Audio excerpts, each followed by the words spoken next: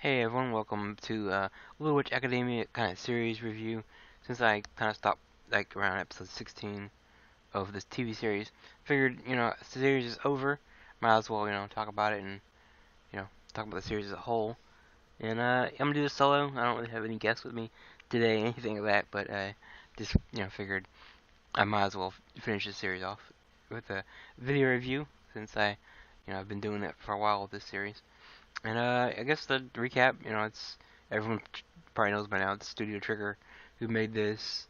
The team behind Kill la Kill and Inferno Cop and Kids and Avery, those type of shows, and Little Coast Space Patrol. But anyway, yeah, this was like I think everyone knows the story of Little Witch, where it came from. Started off as a Kickstarter, an OVA, and then got another Kickstarter, and then got a second OVA. And then we didn't hear anything about Little Witch for months, maybe a year or two, and then they came out, I think last season and said, "Oh, we're doing a TV series," and it got everybody really hyped because there's characters that were in the OVAs that didn't get much screen time, so everyone's kind of like, we're curious, are we going to see episodes dedicated to certain characters? And for the most part, we do in TV series, and I jump right into that. It's 25 episodes, 24, 25, I think. And as of this recording, it has been uploaded to, I guess, Netflix for the U.S. audience. So you can listen to it, dubbed and subbed. And I will say, the dub isn't as bad as, I know people have that fear with anime dubs, like, oh god, it's gonna sound cringe. Like, no, it doesn't sound bad at all. I mean, you can tell the actors, some of the actors are new. I know the actress that plays Professor Ursula in Shining Chariot is a brand new actress. She's only done like this is her only role, and she also plays Hannah, or I think Barbara. Yeah, she plays one of the people that follow Diana around. So it's interesting seeing maybe someone who hasn't done voice acting get into it. So it's kind of cool. I even sent a tweet out to the actress saying she did a good job, and she kind of replied back saying thank you. And it's kind of cool just seeing that. I guess it's not really anyone from Funimation or anyone. I think it's from Bandai. That's what I want to say that most people are from because you have characters like Susie, who are her voice actress is from the Bleach dubs. If I guess you like Orihime or yeah Orihime's voice actress, and and you got some people that are brand new. So I think it's cool just how they have given people a chance. It's kind of big project. 'Cause I consider Little Witch to be a big franchise, even though it's only obviously one season right now. But anyway, jumping from that, the first half, I guess first 13 episodes, which are on Netflix, are typically, I guess, in the vein of more fun. They're Akko kind of discovering her place at the Lunar Academy, the Magic Academy, whatever. So it's basically her learning the ropes of being a witch. We go through learn to fly a broom and cast spells and stuff like that. So I think the first 13 is more lighthearted. Near the end, I think 12 and 13, I think, get more serious to reveal the plot. And the big plot reveal, it hits us early in the first half that Akko has a Shining Chariot's staff, and she's trying to restore the 7 words to, I guess, spread magic to the entire world. I guess up until this point, magic is kind of dying, I guess, is how they kind of word it, or is not being thought as useful anymore as it used to. So Akko's kind of been given this, I guess, this charge to unlock that 7 words for the world to get magic back into the world, I guess. So kind of like that story, but also, and she doesn't do it solo. I mean, a lot of times she pulls, Lot or Susie or even Constance or Amanda into some of her side adventures to find these words.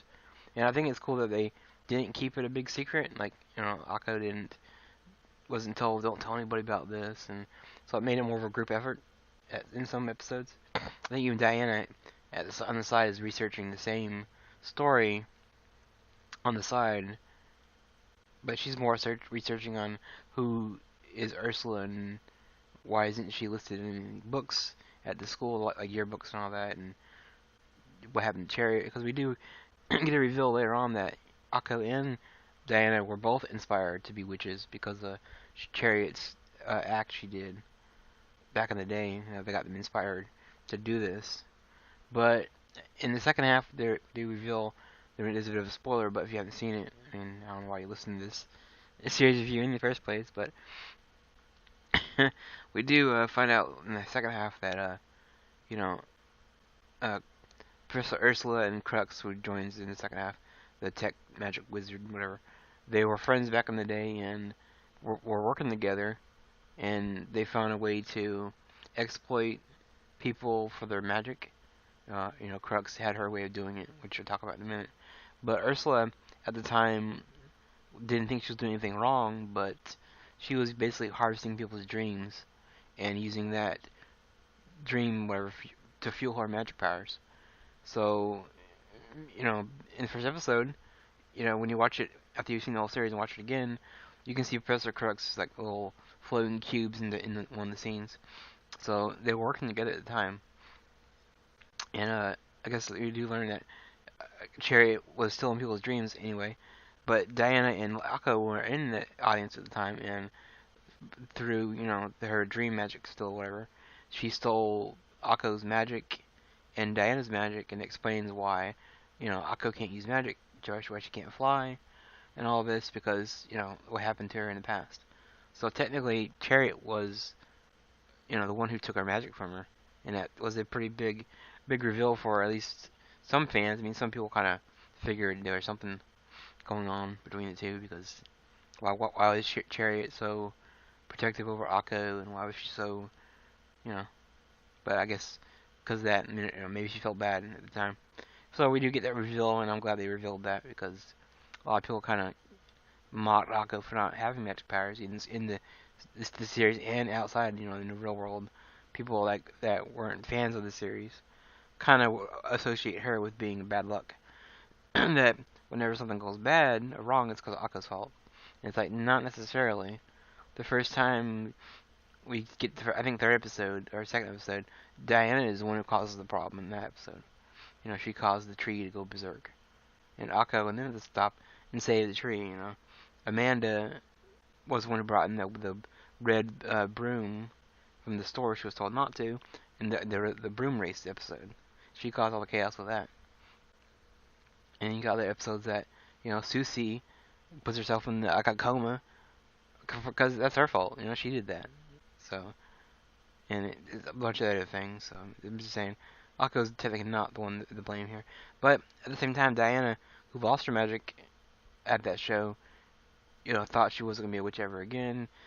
She comes from a big witch family, so it was curious about her. Why does she have all this access to magic? And she revealed to Akko that it takes hard work and guts, and you just got to work at it. You can't get a shortcut.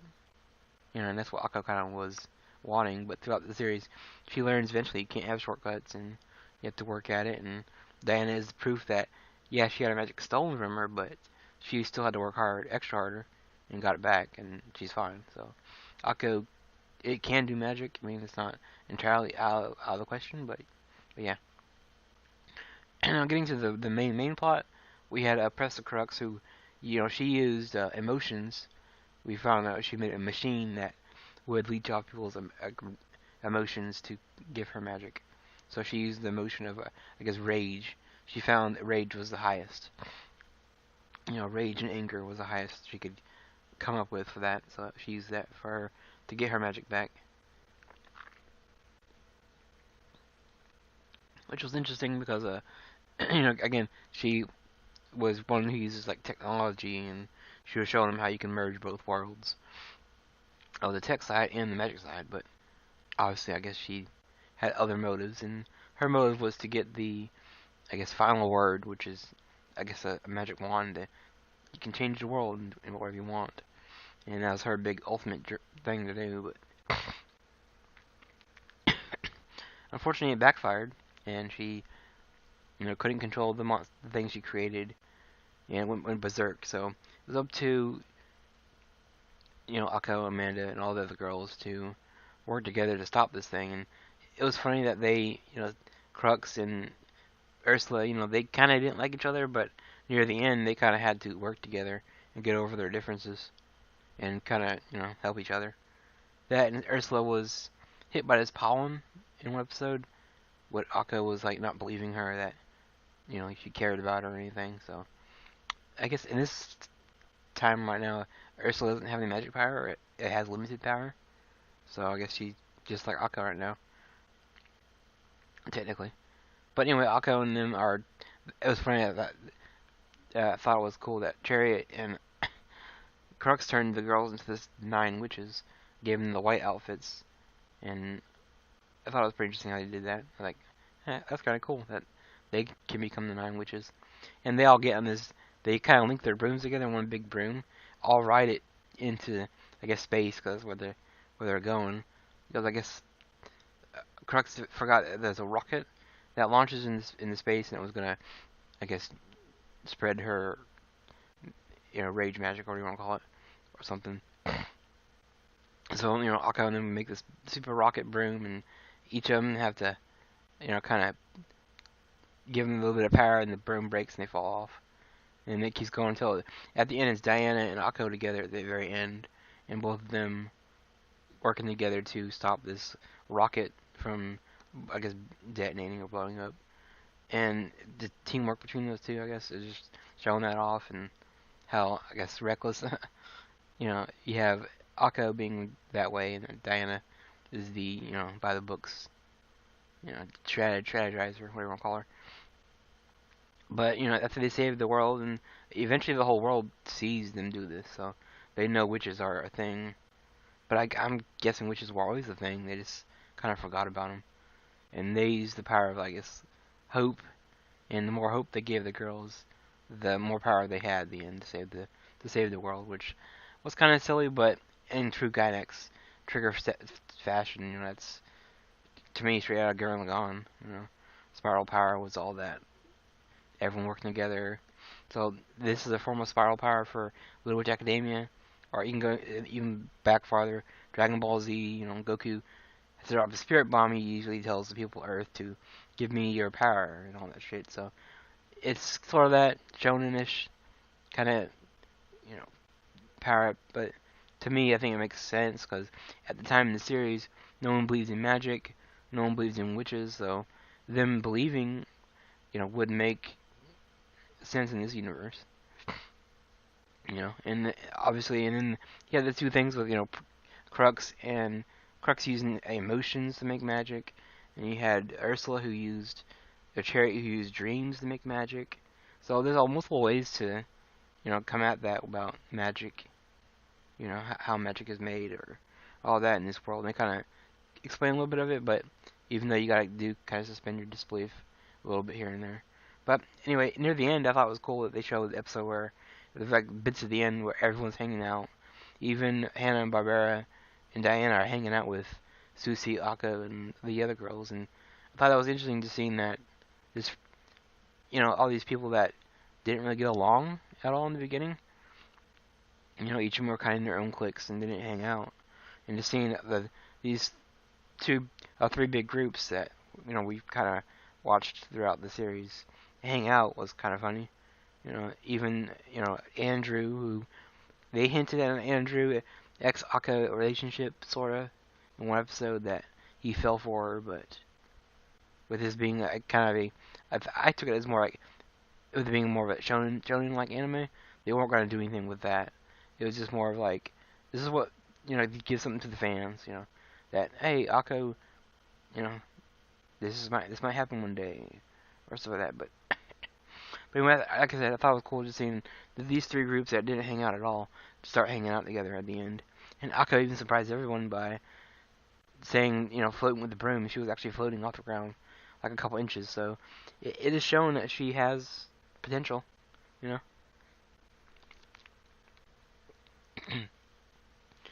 She might not get there now, but she's getting there.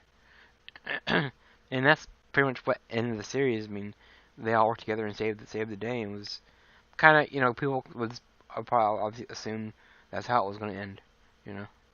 Obviously Akko being the hero, but at the same time, I thought it was cool that they put Diana with her. Diana and Akko kind of complete opposites at the beginning of the series. You all had the impression that Diana was just being mean and all this stuff, but no, it's like she was just motivating her. And, but yeah, I guess I should jump into my favorite characters. Akko obviously being my most favorite because just seeing her, do her best and all that is pretty nice. Obviously people really think it's cheesy, but yes, she does inspire me in real life and other people in real life to not give up and keep going, all this shit like that. So for me, I think that's interesting how they made her character. I mean, she was a bit of a problem starter in the beginning of some episodes, but throughout the series, you see her grow and learn to respect magic and learn to take it serious. Even the episode where they helped the big slime monster. They worked together, and it was Akko's, I think, first time ever, just impressing anybody. I mean, she impressed a lot of people. I mean, the broom race episode did impress Diana, that Akko doesn't have much magic, but she has that. She doesn't give up easily. And that to Diana was kind of, I guess, nice. And like second character would be probably maybe Diana. She was, again, like I said, just mean in the beginning, but it was her own way of motivating Akko, somewhat sort of way. In the episodes where she left the school and was gonna say, I'm never coming back," Akko stepped up and chased after her, and I think Diana probably felt happy that someone cared about her that much to do that. A lot of people at the school praise her as being this ultimate witch, and all the time she just doesn't want. I don't think she wants that. Wants that credit or wants that spotlight. But I guess you could argue maybe she doesn't mind it, but I think she didn't really care for it all that much. I guess third would be Constance. It's kind of a tie between Constance, Amanda, and Susie because those three characters were cool. I mean, I wish they did more with Amanda. I mean, did hear stories that at Anime Expo they said that they had a trigger panel and they talked about how certain characters were going to get more tragic backgrounds than they were originally going to do. Amanda, I don't think they say anything about her other than her being, I guess, an orphan or I guess on the run because she is a thief. And I kind of wish they did more with that. I mean, I thought it would have been funnier if they did, because her episode she did with Akko, they went to the school to find the Grail, and I'm like, it would have been better if they made Amanda like the one to sneak in and try to steal that, and they could have done stuff with that with her, thief storyline that they've kind of presented, But I guess she's the tomboy of the group, and even like I think Constance had the background where I guess they said something. She originally had a disease that was weakening her body, so they took her soul out and put it inside a robot that she built, and that's why the robot's always with her, and why she cares so much about machines. And I thought that would be an interesting story, but giving that character, and they also explain why she has no emotions. So I mean, I think it would work, but I think this series just with her, they're making her the silly character. Because she had the best episode, I think, in my opinion, episode, I think, 18. It may have been earlier than that, but I think 18 was the Big Mech episode, which was, to me, I call back to Gurren Lagann again. The spiral power and working together and making, fighting things. And Akko kind of was like the inner fanboy, the trigger fanboy who was just like, robots and, what got them on the map. So I thought it was funny how of all characters, we had, Akko was the one who was like, oh, a giant robot would be awesome. And I was like, odd for that character. And then they also said that Susie had a dark background too, where her parents didn't really care too much about her and basically sold her off for a bottle of poison. So she's basically like a bargaining chip for a vial of poison, like a rare poison. And so her parents just kind of abandoned her. So it's like, yeah, I mean, again, that character doesn't do much, doesn't have much emotion, so having that kind of tragic background, I don't think would make the character any better, or make it any less, and they also have something with I forget her name, but the girl's always eating chips and stuff, eating snacks, that she has a demon inside of her, I guess, originally, that if she stopped eating, it would make that demon inside her go berserk, and it would be let loose. So she is constantly eating to keep that demon from, I guess, escaping or getting out. And I thought it was kind of interesting. That would be an interesting idea for that character because she didn't do much, and that would explain why she's always eating. But also the demon thing is like, it's a little weird because demons haven't been mentioned at all in Little Witch. So yeah, and Lot, I guess Lot had a ability where she could absorb spirits. So maybe she's like a necromancer or something. That she could absorb all these spirits around her, and I think originally they were gonna make her more of a kind of a badass. That's what I think they were saying. She was gonna be more aggressive and maybe not as a bookworm as she is in the anime. But I don't know if that would work. I mean, you already have Amanda, who is that character. Yeah, and then you have Lot. If Lot was that way, and he had Amanda that way, it would be it'd be very strange.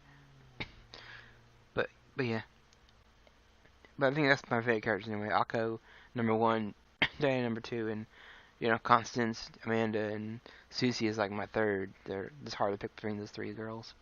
But in the end, all the characters have traits that are fun. But yeah, those four girls mostly or five girls are mostly ones I like watching. Again, I kind of wish they did more episodes with Amanda, and I wish they did an episode with Constance.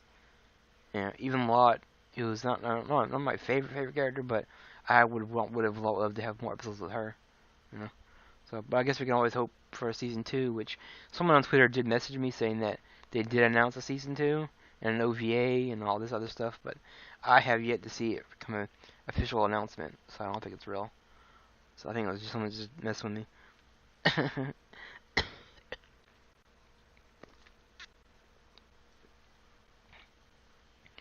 So I guess this will be my last question. Do you guys think this ended the way you wanted, or how was it gonna end for you? And did you want more episodes, or maybe do you want another season? Because for me, it's like another season. Like, what could they actually do for another season? I don't really know. I know at the end, Crux said she was gonna help find a cure for Ursula's pollen problem with the magic. So it's like, are they hinting at more to come? What are they gonna? The only thing I could also see them doing is maybe they could do something where, okay, Akko and then spread the magic to the world, right? So now maybe we have more magic schools opening. So you could do something where there's an American magic school that's open now. So you have a bunch of new characters with that. You have, you know,